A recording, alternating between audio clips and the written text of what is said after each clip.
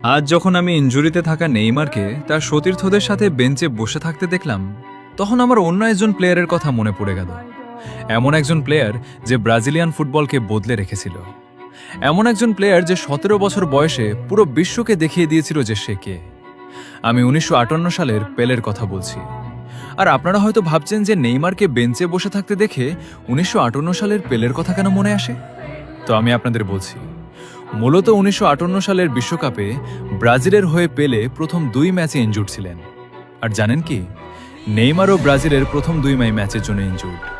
তারপর আসা যাক এই কথায় যে যখন পেলেকে বিশ্বকাপের জন্য ব্রাজিল নিয়ে যাচ্ছিল, তখন সবাই বলেছিল যে 17 বছরের একজন ইনজুর্ড বাচ্চাকে নিয়ে যাওয়াটা একটি বিপর্যয় হতে পারে। নেইমারের কথায় গেলে, যখন 2026 বিশ্বকাপের জন্য ব্রাজিলের স্কোয়াড ঘোষণা করা হয়েছিল, তখন অনেকেই বলেছিল যে একজন ইনজুর্ড নেইমারকে বিশ্বকাপের জন্য ব্রাজিলিয়ান স্কোয়াডে নিয়ে যাওয়াটা একটি বিপর্যয় হতে পারে।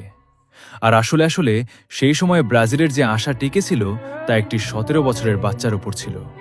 এবং একইভাবে এবারও ব্রাজিলের পুরো আশা নেইমারের ওপর।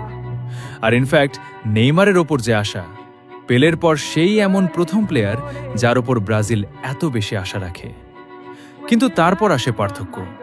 সেই সময় 1958 সালে পেলে 17 বছরের ছিলেন, আর নেইমার এবার 2026 বিশ্বকাপে 34 বছরের। আর যেমনটা বলা হচ্ছে যে নেইমারের এটা শেষ বিশ্বকাপ হতে পারে, ঠিক সেভাবেই পেলের সেটা প্রথম বিশ্বকাপ ছিল।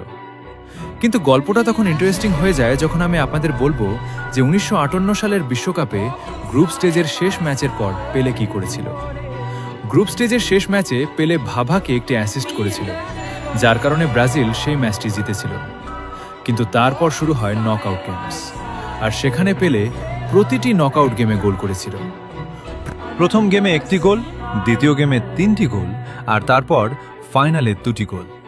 আর এরই সাথে পেলে সেই বিশ্বকাপে 6টি গোল করেছিল। আর শুধু তাই নয়, সে ব্রাজিলকে বিশ্বকাপ জিতিয়ে দিয়েছিল।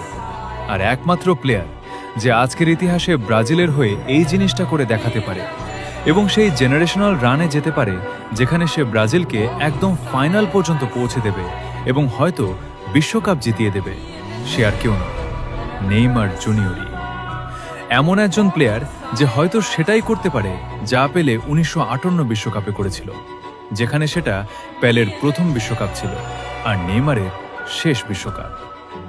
তো আপনাদের কি মনে হয়, নেইমার কি এটা করে দেখাতে পারবে? কমেন্টসে অবশ্যই জানাবেন।